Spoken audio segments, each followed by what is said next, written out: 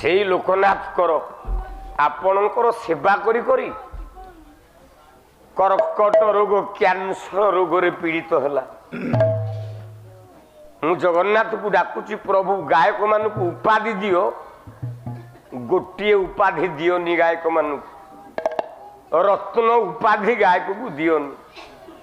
ଗାୟକ ରତ୍ନ ହରିନାଥ ଅଧା ବର୍ଷରେ ମରିଗଲା। ଗାୟକ ରତ୍ନ ଲୋକନାଥ କର ବୟସ ହେଇଥିଲା ମରିବାର ଅଧା ବର୍ଷରୁ। ମୋ ଡାହାଣ ହାତ ମୋ ସାଙ୍ଗ ଗାୟକ ରତ୍ନ ପ୍ରଭାତ ସାହୁ ବଞ୍ଚିଲା। ତେଣୁ ସବୁ ଉପାଧି ଗାୟକଙ୍କୁ ଦିଅନ୍ତୁ, ରତ୍ନ ଉପାଧି ଦିଅନ୍ତୁ। ଲୋକନାଥ କର ଭେଲୋର ମେଡିକାଲରେ ପଡିଛି। ମନେ ପଡିଯାଉଛି ଅତୀତର କଥା। ମୁଁ କେମିତିଆ ଗାୟକ ଥିଲି, ଓଡ଼ିଶାରେ ପାଲା ଗାଇଲା ବେଳେ ଲୋକମାନେ କେତେ ମତେ ଭଲ ପାଉଥିଲେ। ସେତିକି ବେଳେ 3 ମହଲାରେ ଶୋଇଛନ୍ତି ଲୋକନାଥ କର। ଆମ୍ବ ଗଛ ଡାଳଟି ଲମ୍ବିଛି, ଗୋଟେ କୋଇଲିଟେ କୁ କୁ କିନି ବୋବେଇ ଦେଲା। ଲୋକନାଥ କରଙ୍କ ଛାତି ଫାଟିଗଲା। କହିଲେ ମୋ ଆଗରେ ତୁ କୁ କୁ ବୋବଉଛୁ?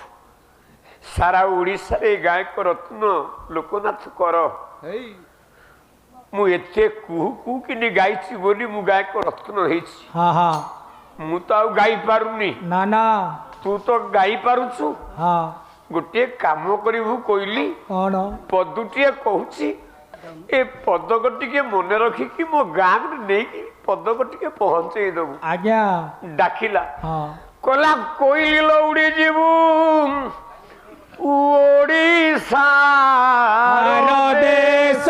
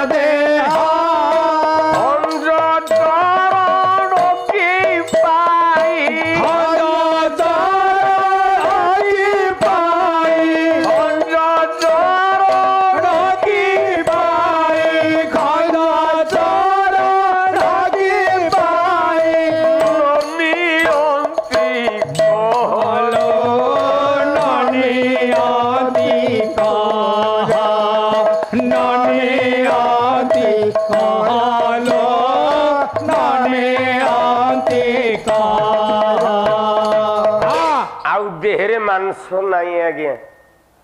ଜାନୁଠୁ ଆରମ୍ଭ କରି ସବୁଆଡୁ ଡାକ୍ତର ପଞ୍ଝା ମାଂସ ଗୁଡାକୁ କାଟି କାଟି ଗାଲରେ ପକାଉଥାନ୍ତି। କିଛି ଦିନ ଯାଉଛି ଗାଲରେ ସେ ମାଂସ ଗୁଡାକ ପୁଣି ପଛରି ଯାଉଛି। ସେଇ କ୍ୟାନ୍ସର।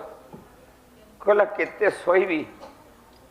ଲୋକନାଥ କର ଭଳି ଗାୟକ କହିଲା କୋଇଲ ଗଲାଣି ତ ବିତି 6 ମାସ କୋଇଲି ଗଲାଣି ତ ବିତି 6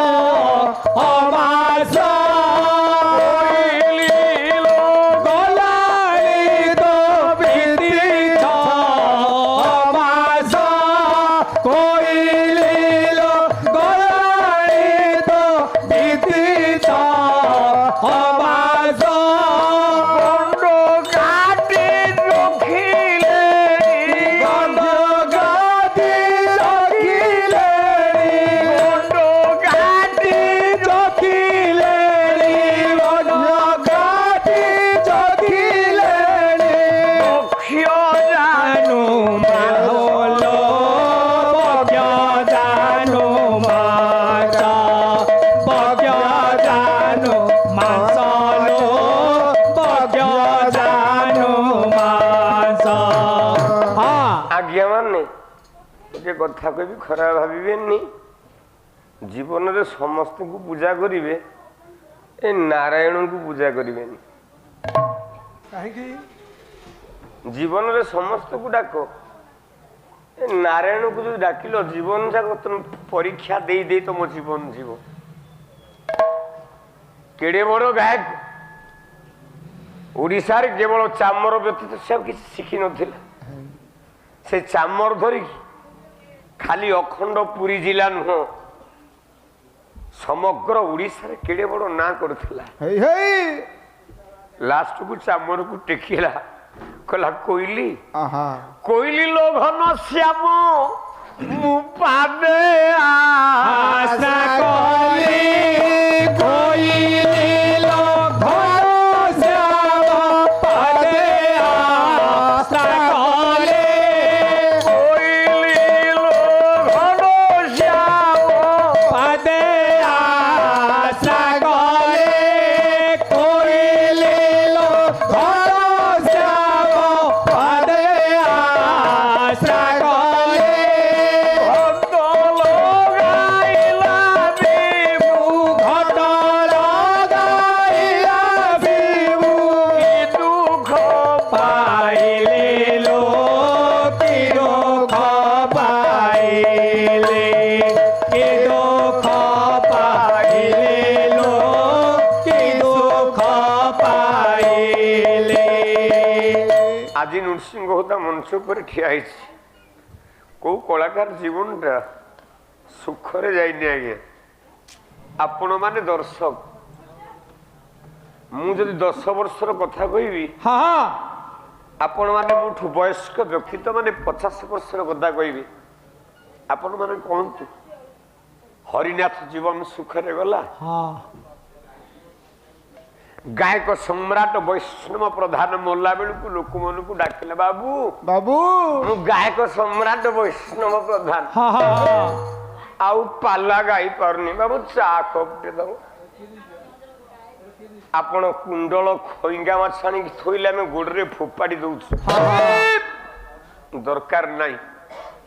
କିନ୍ତୁ ପାଲା ଯେତେବେଳେ କମିଗଲା, ଖଣ୍ଡେ କିରାଣ୍ଡି ମାଛ ଖାଇବାକୁ ଆମ ପାଖରେ ପଇସା ନଥାଏ। ନା ନା କହିଲା କୋଇଲି ଲୋ ଉଠିବାକୁ ଅଙ୍ଗେ ବଳ ନାହିଁ, କୋଇଲି ଲୋ ଉଠିବାକୁ ଅଙ୍ଗେ ବଳ ନାହିଁ, କୋଇଲି ଲୋ ଉଠିବାକୁ ଅଙ୍ଗେ ବଳ ନାହିଁ, କୋଇଲି ଲୋ ଉଠିବାକୁ ଅଙ୍ଗେ ବଳ ନାହିଁ, ବାହୁଏ ପର କରେ, ବାହୁଏ ପରଦରେ, ବାହୁଏ ପରଦରେ, ବାହୁଏ ପରଦରେ, ପର ଭରା ଦେଇଲୋ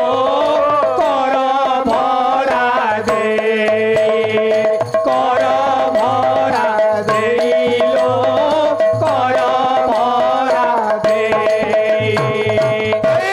ଓଡ଼ିଶାର ଗାୟକ ଲାଇବ୍ରେରୀ ଆଜ୍ଞା ଧର୍ମାନନ୍ଦ ଦୀକ୍ଷିତ। ବାପା ଜୀବନର ଶେଷ ଅବସ୍ଥା କ'ଣ ହେଲା? ବାଙ୍କି ବଜାରରେ ଆଇସ୍କ୍ରିମ ବେପାରର ପେଟ୍ରା ଭିତରୁ ଆଇସ୍କ୍ରିମ ବରଫ ଖଣ୍ଡକ ଚୋବଉ ଚୋବଉ ଜୀବନ ଚାଲିଗଲା। ଆମେ ଆଜି ଗାୟକ ଧର୍ମାନନ୍ଦ ଦୀକ୍ଷିତ ନା କହୁଛୁ।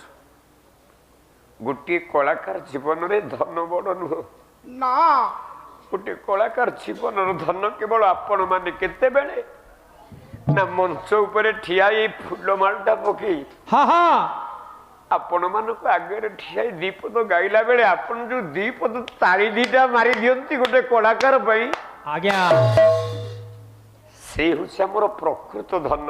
ହଁ ୟା ବାଦ ଗୋଟେ କଳାକାରର ଧନ ନାହିଁ। କହିଲା କୋଇଲି ଆଉ କଣ ଲେଖିବି, ବଳ ତ ପାଉନି, ଆଡ୍ରେସଟା ଲେଖୁଛି, ଚିଠିଟା ନେଇକି ଦେଇ ଦେଇକି ଆସିବୁ।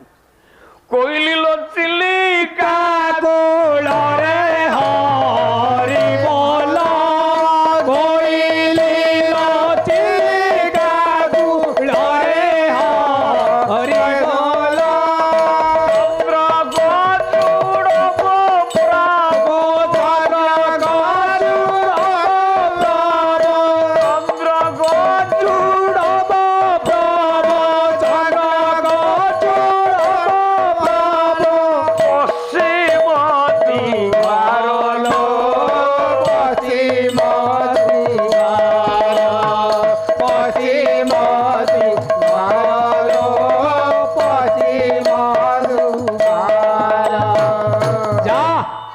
ସରିଗଲା ମୋ ଜୀବନ ଆଉ କୌଣସି ନେବି କହିଲି କଣ କଲା ଯାହାକୁ ଡାକୁଥିଲି ଯାହା ନାଁରେ ଚାମର ଧରିଥିଲି ଯାହାକୁ ଟେକିକି ସତ୍ୟନାରାୟଣ ପ୍ରୀତି ଅର୍ଥେ ଆନନ୍ଦ କବାର ହରିବୋଲ କରୁଥିଲି କଣ କଲା କହିଲି ଲୋ 6 ମାସ ମୁଁ ଶିଖିଥିଲି ପାଲା କହିଲି ଲୋ 6 ମାସ ଶିଖିଥିଲି ପାଲା କହିଲି ଲୋ 6 ମାସ ଶିଖିଥିଲି ପାଲା କହିଲି ଲୋ 6 ମାସ ଶିଖିଥିଲି ପାଲା କହିଲ ନା ବର ସବୁ ଶରୀରର ଗରବୁ କହିଲ ନା ବର